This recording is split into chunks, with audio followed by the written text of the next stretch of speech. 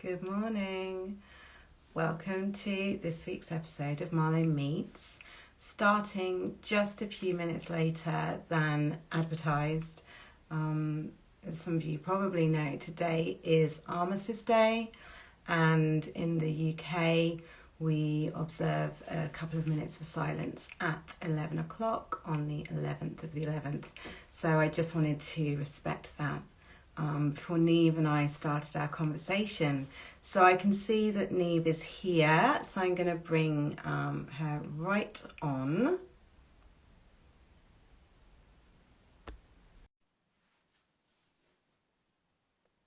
Nieve is a brilliant Reiki healer, a Reiki Master, and here she is. Hello, darling. Good morning. Hello. How are you? I'm good. I'm good this morning. Up, the sun is shining. Can't complain. How are you doing, darling? Yeah, I'm good. So we've got a gorgeous day, haven't we? And as you said, it's kind of blue skies, that crisp autumnal chill. All is good. Definitely got that. Although I do feel like it's getting a bit more mellow now, which is nice because I'm just at the end of the cold. I might sound a bit muffled, but no, all is good. Good. I think so many people have been a bit under the weather lately. And it seems that, I think we always have this, don't we, with the changing seasons. And then, of course, our immune systems aren't quite up to scratch because of everything that's been going on this past year. So, yeah, I think a lot of people have been feeling that. But I hope you're feeling much better soon. I am, sweetheart. I am. No, I'm at the end of it. I'm fine. I'm good. Good. Well, you look gorgeous and bright and yeah. Thank you. So we're talking about Reiki today. You and I met on Instagram actually earlier this year, and then you came to my house not that long ago, and we had a really, really lovely session together. And so I just wanted to have the opportunity for us to have a chat. And I know that a lot of people are perhaps have heard of Reiki or are curious about Reiki, and obviously it's an ancient healing wisdom, but I still think that there's a lot perhaps of uncertainty or just lack of clarity around what it is. And so I guess I wanted to start by asking, what was your journey before we get into what Reiki is? What was your journey or your path to Reiki for you? So I had a spiritual mentor about 5 years ago now, and she would work with me just to understand how to meditate on my own without sort of guides and apps, how to see color auras, how to connect with all of these beings that live in these multidimensional frequencies that we can have access to as we meditate, as we channel, as we listen.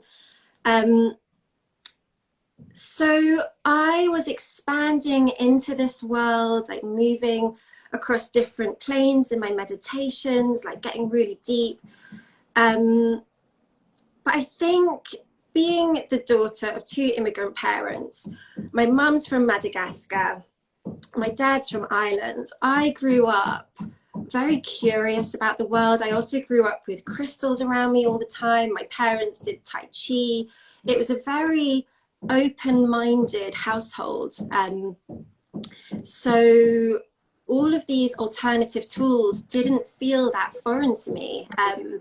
My mum, growing up in Madagascar, you have a shaman in the same way that you'd have a GP. You'd go visit your shaman regularly to understand energetically what is going on with your family, in the same way that you go to your GP to understand, like, what am I deficient in terms of the medical Western side of things.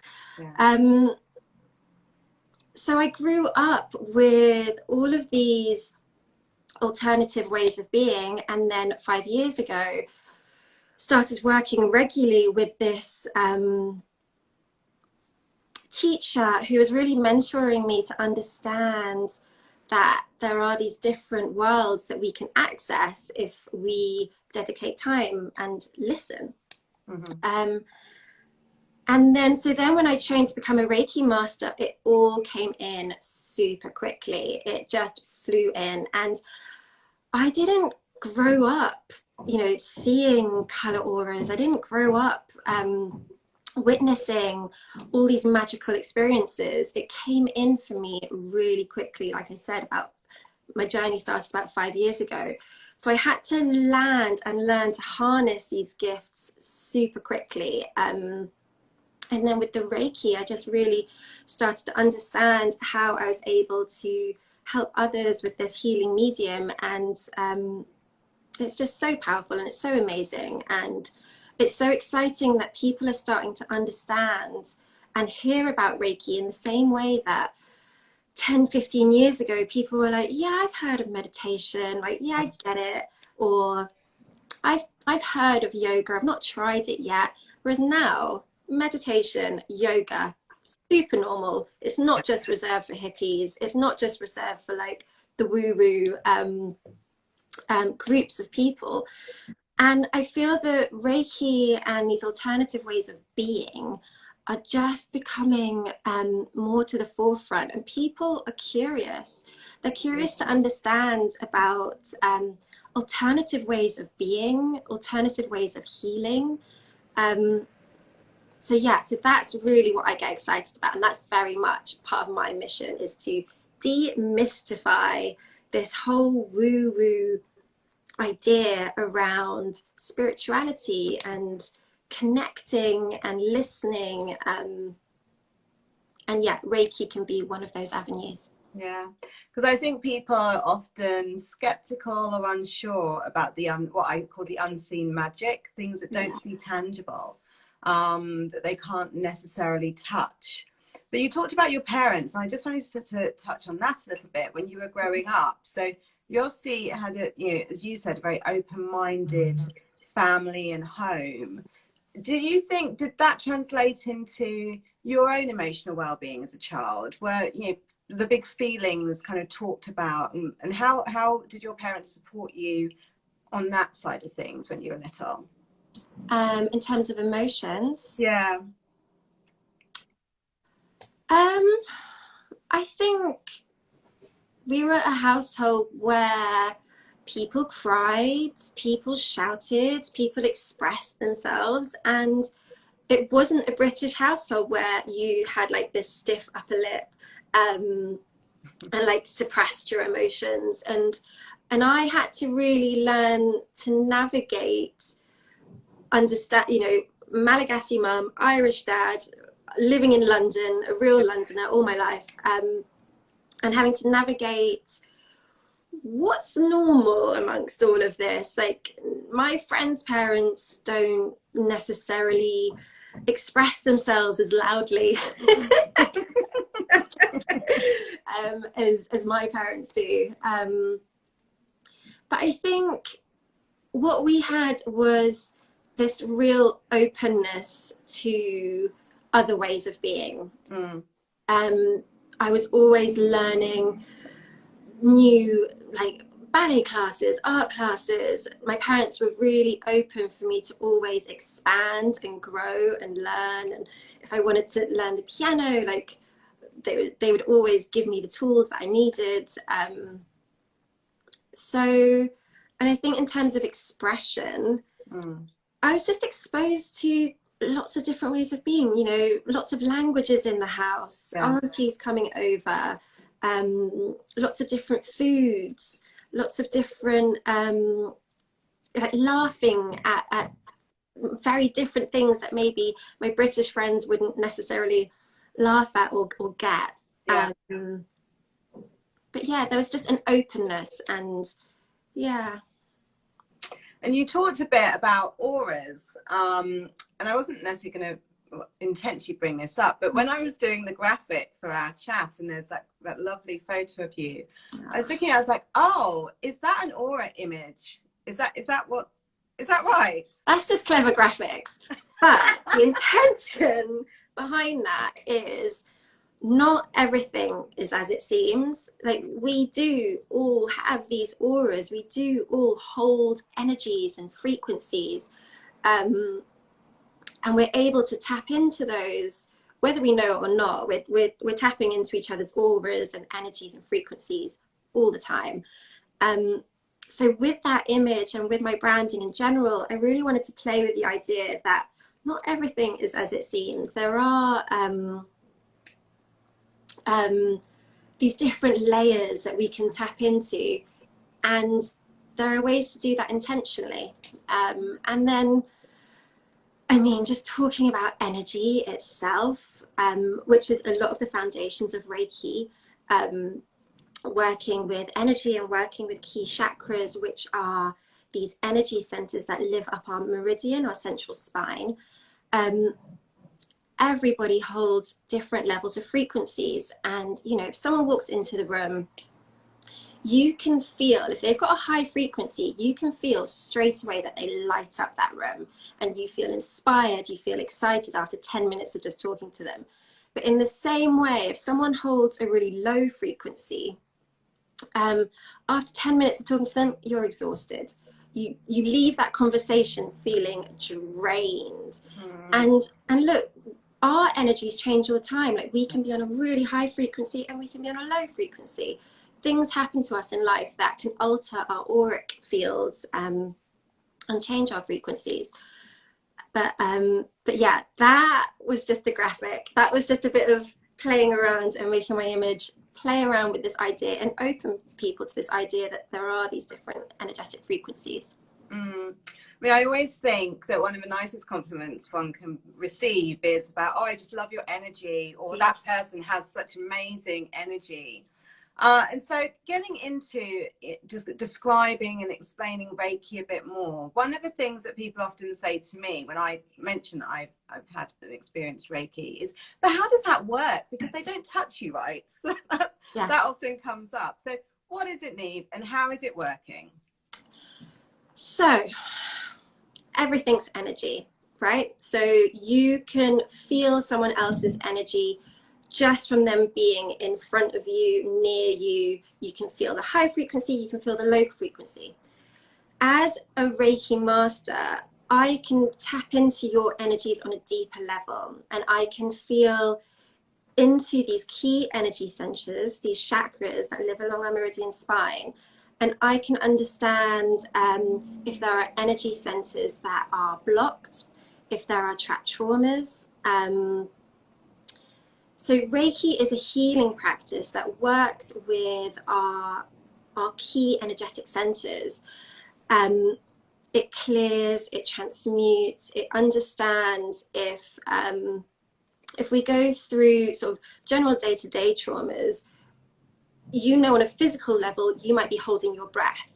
You know, something's happening, you're tense, you're holding your breath. So physically, you can sense it. And energetically, it's the same. And energetically, we can trap these stresses that live within our body. And we're all built up of this energy, which is life source energy, chi. And when chi is moving through our energetic systems, through these traumas, they can get stuck. And with the Reiki, I will go in to see energetically what needs clearing, what needs energizing, how the energies are moving through. Are they moving easily? Are they moving quickly? Do you need to be more grounded? So by grounded, what I mean is like really being connected to the earth, like really feeling solid on your 2 feet. When we're like running around doing our, you know, both of us live in London, like doing our city like life, picking up the kids, hitting those deadlines, make sure I did that phone call. When we're doing that and we're on that go, go, go, go, go, we're very up here. We're very in our head. We're very thinking about what we need to do. And when we do that from a place where we're not grounded, we get really scattered. We forget things. We bump into things. Whereas if we can do that from a space that is grounded and solid, then we're moving through it much more easily. So that's an example of one of the chakras that I'll be looking at. How grounded are you? How rooted are you? And so energetically, people use Reiki for an energy boost. They might be feeling really low and sluggish, and they just feel really heavy. They might be feeling really stressed and feeling like there's loads going on and frantic, and they want to calm down their systems. Or there might be some sort of deeper layers of things from childhood where stresses and traumas have got stuck in the body. And I'll work at moving those. But what's interesting about what you said, this whole idea of like, how does it work? You're not touching me. We have these energy centers, right? That I've talked about, up your central meridian centers. We also have them in our hands, and we use them all the time without even thinking about it. When your child falls over and grazes its knee, straight away as a mom, you're like, I'll rub it better. And you've got these, because you've got these healing hands, you've got these chakras in your hands that, you know, mummy's special touch, rubbing it and it feels better. Like, we all have access to these healing hands. And what's really interesting about energy is we've all had the experience where there'll be someone behind us, and without even turning around, we'll know they're looking at us, right? We'll turn around and they're looking at us. That's because their energy is on you, and you can feel this energy. You can feel this like this energy on you. Yeah. Or you can walk into a room and without looking at anyone, you're like, something's gone down in here. And like, you can just feel the tension, and you can just feel that the two people that were in there before were just like blazing, having a huge row. And you can feel it. You just feel it on your skin. So we all are able to access and translate this energy. And as a Reiki master, I don't need to touch you. I don't need to feel you. I don't even need to be in the same room as you. I can feel into that energy, just like you did with someone looking at you behind you, just like you did walking into a room and just feeling this heated argument. I can tap into that energy, and I can move it, and I can move it around you. I can transmute it. I can cleanse you. You know, we don't need to touch it, but we know that energy exists. Like, we know, like, when you give someone a hug and you feel someone else's energy like against your heart, it feels good. Yeah. We all are just bundles of frequencies and matter and code and this energy that lives around us, this chi life source. It's so powerful. Yeah, I mean, you're reminding me, Nieve, the last couple of days I've just had this persistent headache, and I went to meet someone for the first time for a work lunch yesterday, and it was that moment that you described. As soon as she walked in, I just knew this was going to be a really positive experience. Like, she just walked in, like, just beaming, and by the end of that lunch, my headache had gone. Wow. Yeah, just from, you know, it was such a high vibe conversation, and we just connected very, very quickly. And I found that in the past, that a really good positive conversation can make a headache go away, which is super powerful. Super powerful. And it works the other way, right? You have a conversation with someone for 10 minutes and you leave it and you've literally got like a stinking headache, or you just feel like sluggish and tired. And it's all to do with our frequencies, and there are things that we can do to, you know, always raise our frequencies, but sometimes energies just get stuck, and that's where the Reiki healing comes in. One of the things I wanted to ask, because I've worked with some lovely Reiki healers over the years, but when we worked together recently, you use crystals as part of your practice, which I'd never experienced before, and I found that really lovely. So it'd be great to hear a bit about how that came to be, or that your use of crystals, and what is that bringing in a session with you? So I grew up with crystals everywhere, like Malagasy crystals on all the shelves. Like, we'd have this solitaire game, and it would be all these different like circular orb crystals everywhere. And I was just like, they look pretty, right? They don't, you know, I literally just thought that they were these pretty, gorgeous little things that you make to make your house look nice. But what I've really realized on this journey is how crystals hold different frequencies. They can really help you open up your heart center, for instance, in terms of learning how to express love, how to receive love, how to give yourself love. Different crystals can really help anchor you and ground you and root you. So what I do when I give Reiki is I will do a crystal map over your body, and I will anchor different crystals, very bespoke to the person, to different parts of your body that needs a bit of help in terms of moving this energy that's living in your body that needs shifting. And I will anchor the crystals to your central meridian system based on what's going on energetically with you. So it's this, I look at your energetic blueprint, and then I will crystal map what relevant crystals work for you. And that just amplifies the work that I'm doing, and it really anchors in the energy from the crystals into your auric field. And I mean, in terms of Happy Marlo, as you know, it's all about supporting children. And you spoke a bit before about like mummy's healing hands. And is it possible, like, say if your child is dealing with a bit of anxiety or facing a bit of anxiety or stress, are there particular crystals that you would recommend for parents to buy or to explore with? There are so many crystals. I think it really depends what's going on for that specific child in terms of energetically. Are they feeling anxious? Are they feeling frantic? Are they not feeling grounded?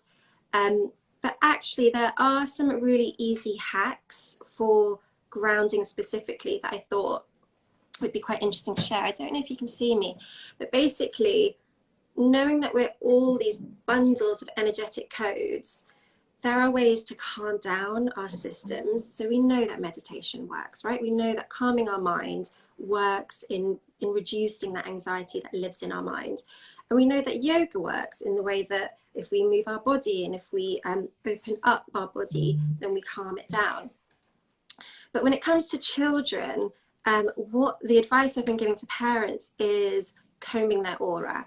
So you can teach your child to comb your aura, and all that means is, so we have these energetic chakras that live along our body. In our heart, that's where our passions, our desires, all of those ways of loving and receiving love live. So if we just literally comb our aura for a few moments, that can really help ground a child, that can really help root a child, and you can do it with them. Just be like, let's comb our aura. And so you're not touching the skin, you're literally... It's just above. Exactly, just where your chest bones are, so between where your breasts would be if you're a woman, that space is your heart chakra. So if you just comb that auric space, straight away, you just start to feel calmer. So that is a hack I give to parents when their child is feeling anxious and stressed. But rose quartz is amazing for that loving, that motherly loving, self-love energy. But if you can't get hold of crystals and you can't get hold of rose quartz, combing your aura is really amazing. And then in terms of grounding and grounding techniques, another amazing tool is just standing on the foot of trees and imagining roots moving down from the soles of your feet and moving down into the roots of the tree that you're standing on, and literally just root yourself to that tree. Hug the tree if you want, and just literally you'll just feel this like wave of calm like coming over you, and you'll just feel solid. Like you'll notice you're standing up straighter.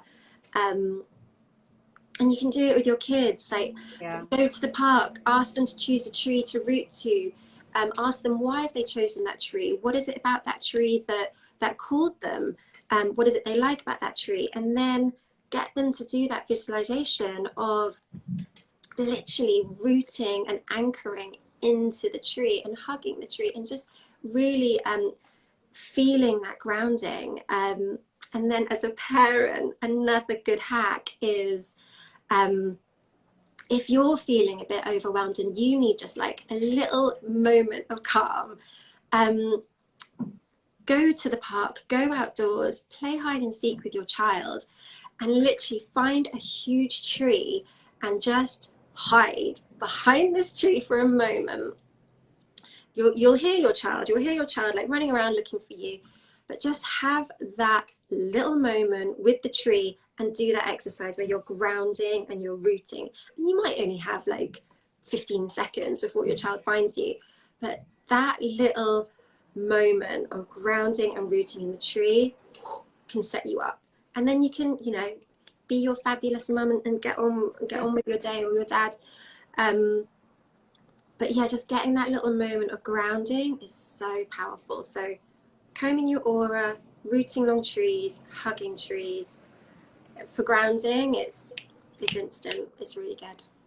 I love those hacks, and what I love about them is how easy they are and accessible they are, right? Anyone can go to the park, can go to a tree. Yeah. And you know, it's just having those opportunities to encourage that connection with nature that we also know is so important. And in our kind of busy, particularly for those of us who live in these urban centres, can sometimes be really hard to do. But there's always a park, I would have thought, that's around the corner for access for those things. Living in London, we're spoiled. We're spoiled. We've got the rivers, we've got the canals, we've got parks abundant, but we've got trees, you know, along our roads. Yeah. And if I'm having one of those days where I'm like, I just feel like there's a lot going on at the moment, I will literally just stand outside someone's house, but on a tree, and just ground myself and just make sure, like, okay, I'm good, I'm fine. That's all I needed. Thank you very much. Yeah, we're spoiled, but it is harder connecting to nature living in cities. So we've got to work out new ways of doing it, and all we need is one tree. All walking barefoot on grass in the park. Yeah. Beautiful. One of the things I love about Reiki is that it is for everyone of all ages. And so you've mentioned working with children and parents. How do you find a difference working with kids to adults? I do. So sometimes I'll work with kids because they're getting a lot of nightmares at night. They're like regularly getting really, you know, dreams that are just not nice, but it's happening a lot. So when I give one-on-one Reiki, I will go to your space, I'll clear your space, and I'll make sure that any like low vibing frequencies and energies are removed. So energy is contagious, right? You talk to someone, if they got a high frequency, you feel great. They've got a low frequency, you feel tired. We exchange energy all the time. So those energies can also get stuck in your space. So when I give Reiki, I always make sure that I'm clearing the space before I give the Reiki, before I'm opening up these channels. So with children, I'll be working with them to remove some of these stuck traumas that are looping. And when we go to sleep, we enter like a fourth dimension, the astral, and that energy can come into your dreams.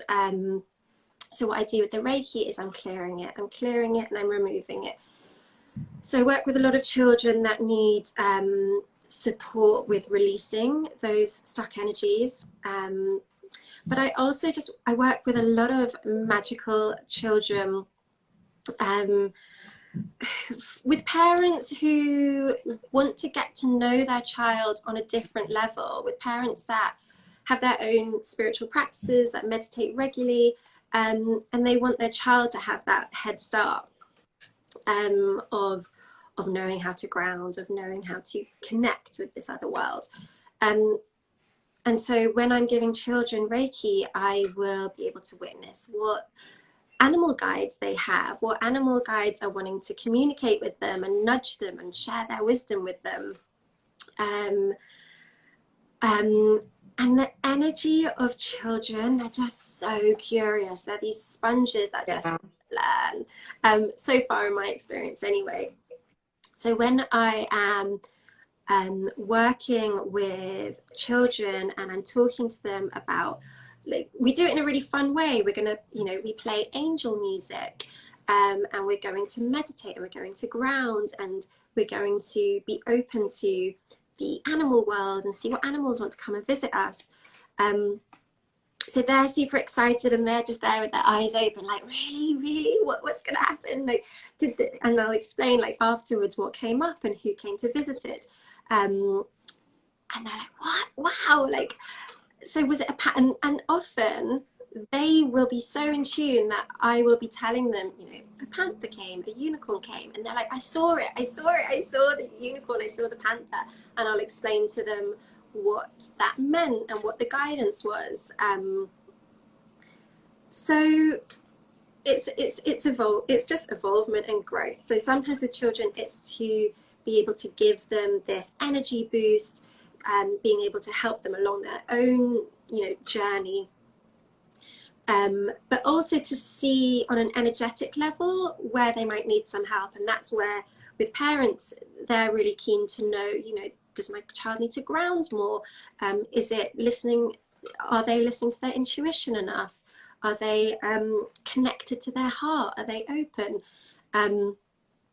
So energetically, I can give them that feedback, and I can give advice on helping the child connect to their intuition more, on helping that child ground and feel solid. And then with the trauma, which we all experience, I can help release that, and I can help shift that and move that, and give the parents the tool to be able to support their children on how to help their child ground more, open up their heart chakra, open up their intuition. Because as well, I know from my own experience with my little girl, we had some Reiki for her last year, and that was around, it was prompted by me because of a physical issue that she was dealing with and facing. And so, and I saw, a difference, a radical difference, actually. It was really, again, another powerful experience. So with that, and also I did want to say, because energy is all around us, as you've explained, you don't have to be in someone's house to do this. You can work remotely, can't you? Your clients don't need to be in London. They do not. I work regularly with people in Australia, in New York, in Dubai. My clients are very international, and it's that, I know this sounds crazy. I hear the words that I say, but it works. Like, as a Reiki master, I'm able to tap into your energy and your frequencies, just as you would over dinner. If you're with a friend, you'll just know something's up. Has something happened? Like, what's going on? You can tap into that energy, and as a Reiki master, I can do that just on a much bigger scale, sort of globally, and I'll be able to tap into your energy. I'll give you a playlist to listen to. I'll ask you to light a candle so that both our energies are connected. And then I can tap in, and I can let you know what's come up in terms of what healing is needed. It's magical. And I'm just so excited that one, I'm able to do this. One, I'm able to help people and heal people, and to be able to see the results is amazing. But I'm just excited that it's a time now, I believe, where people are just more open to alternative ways of being. They're realizing that the tools that they've had, the ways of doing things, might not be working. They might not be working. And look, there are so many different ways of dealing with anxiety, of stress, and talk therapy, meditation. There are so many healing modalities out there that I 100% agree with and believe. And this is just another string to your bow to be able to.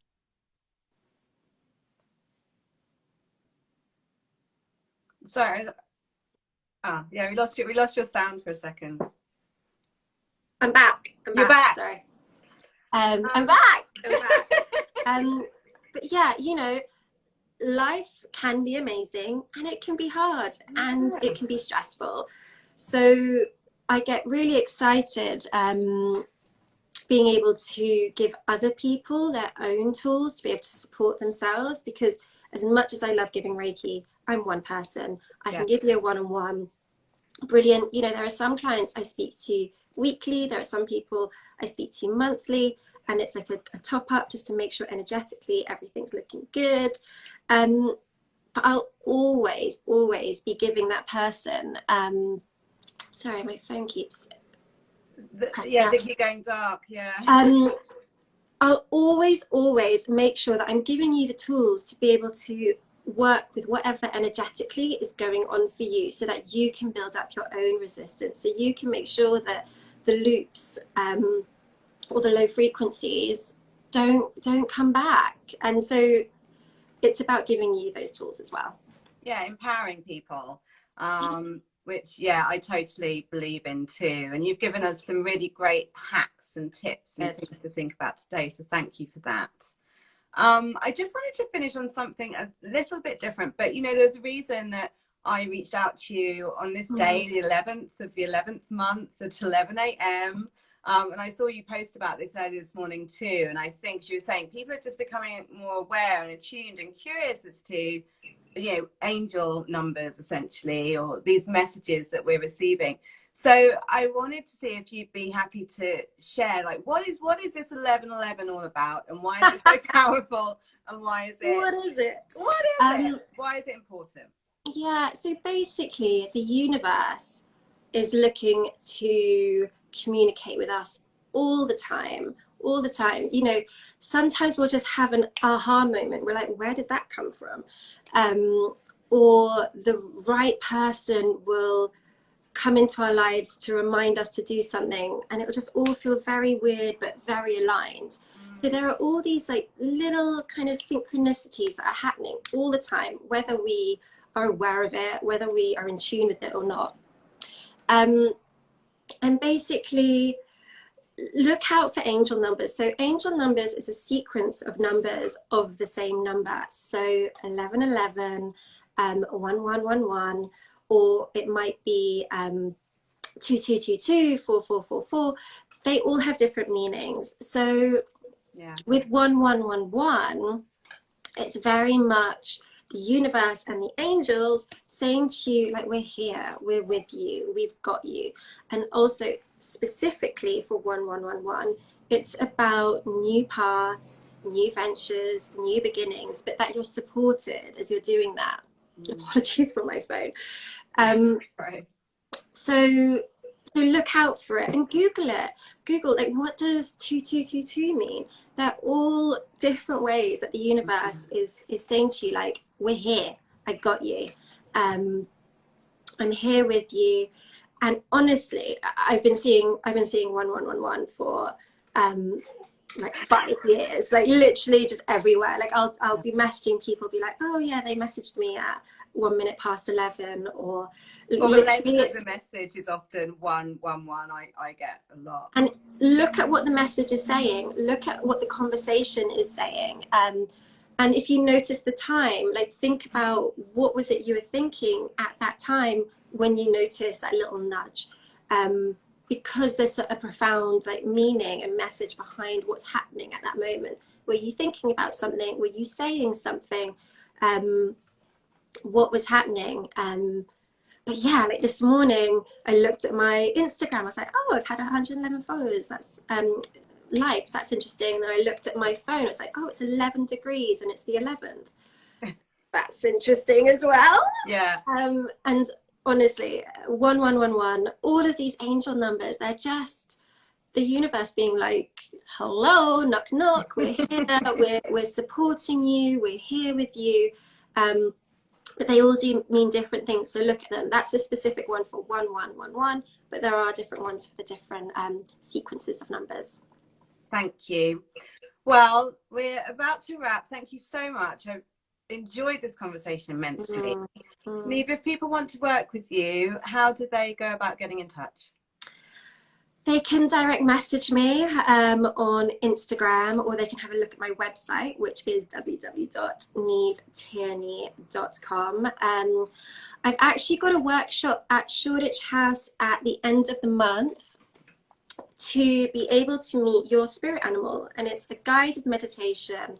It's a really intimate setting, and you go on this guided meditation that I lead to be able to meet your spirit animal. So rather than me telling you, so I saw this spirit animal and this came up and these were your guides, you get to meet your spirit animal, and then I will help you with prompts to be able to understand, like, what are the lessons, like what's it trying to tell you.